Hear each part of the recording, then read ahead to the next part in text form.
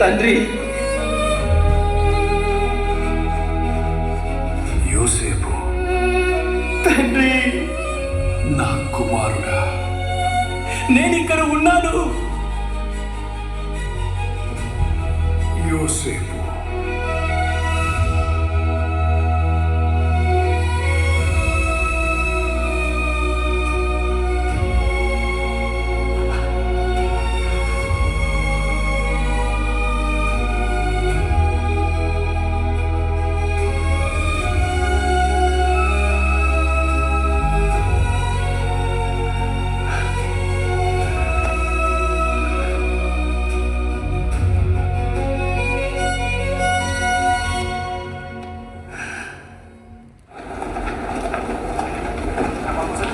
తండ్రి, నాతో రండి.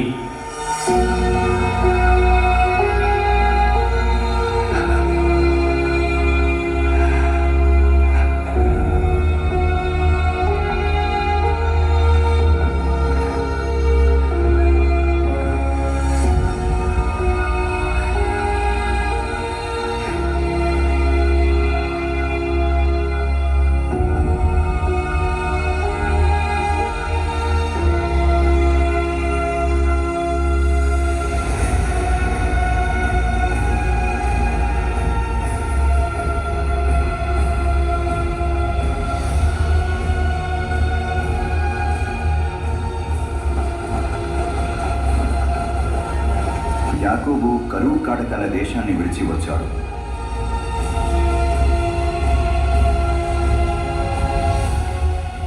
ఇప్పుడు దేవుడు అతన్ని పచ్చిక బయళ్ళు జలాలు ప్రవహించే దేశానికి నడిపిస్తున్నాడు.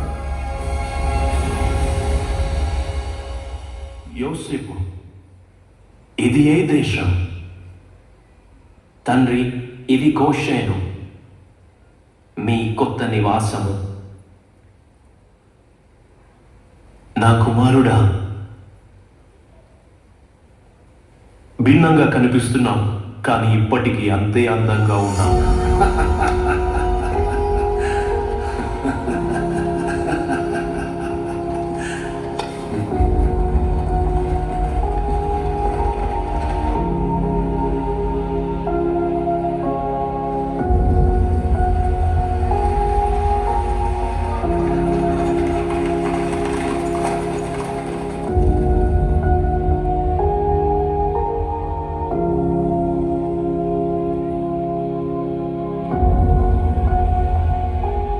తండ్రి, మీరు సౌకర్యంగా ఉండాలని మీకోసం ఇక్కడ గుడారాన్ని సిద్ధం చేశాను. నువ్వు నా దగ్గర ఉన్నంత కాలం అంతకంటే సౌకర్యం అవసరం లేదు కుమారుడా.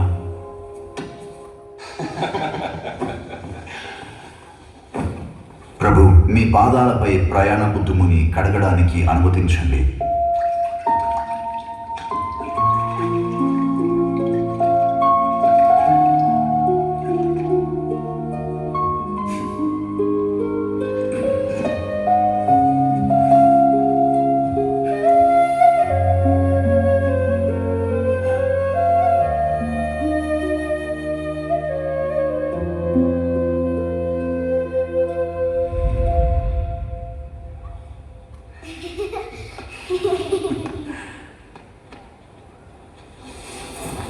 ప్రియతమా, నాతో రా.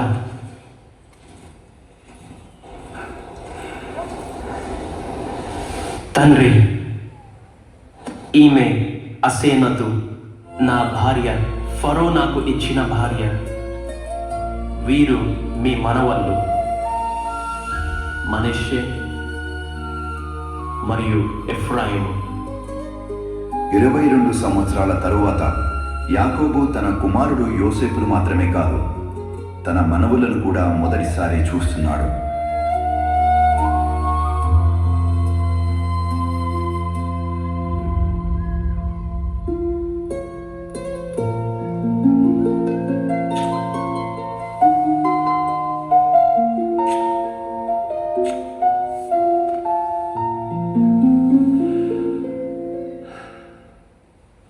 తండ్రి, నేను ఫరో వద్దకు వెళ్ళి మీరు మన కుటుంబం వచ్చారని ఆయనకు తెలియజేయాలి. వెళ్ళు నా కుమారుడా, దేవుడు నీతో ఉండుగాక. ఫరో ఎదుట ఆయన నిన్ను దీవించునుగాక.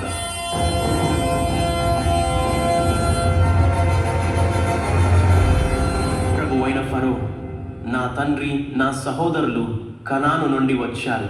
వారిప్పుడు గోషేనులో స్థిరపడ్డారు. వారిని తీసుకురండి. నా ప్రధానాధికారి కుటుంబాన్ని చూడాలని ఉంది.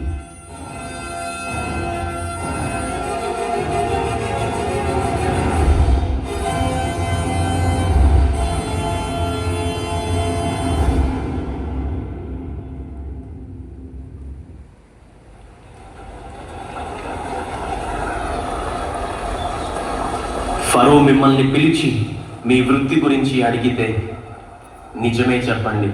మేము గొర్రెల కాపరులమని చెప్పండి.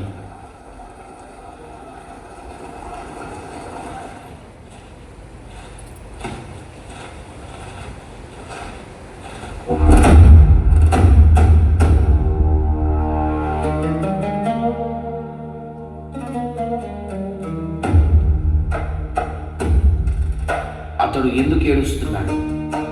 ఇదే దేశంలో ఒకప్పుడు నేను సంఖ్యలతో లాగబడ్డాను.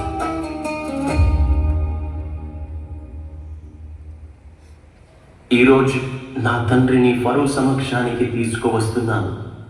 దేవుడు ఎంత గొప్ప గౌరవాన్ని ఇచ్చాడు.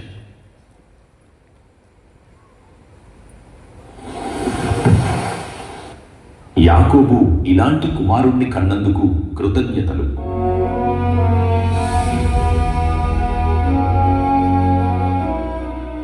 జప్నాత్మనేహు ఐగుప్తు దేశమంతటికి ఆశీర్వాదమయ్యాడు.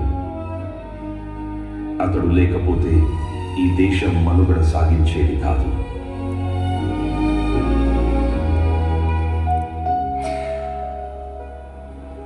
మహిమ అంతా దేవునిదే ప్రభు. నా కుమారుడు ఆయన కార్యానికి ఒక పాత్ర మాత్రమే. ఫరో మౌనంగా నిలిచాడు. ఆశ్చర్యంతో అతని హృదయం కదిలింది. ఒక రాజు ఒక గొర్రెల కాపరి నుండి ఆశీర్వాదాన్ని స్వీకరిస్తున్నాడు.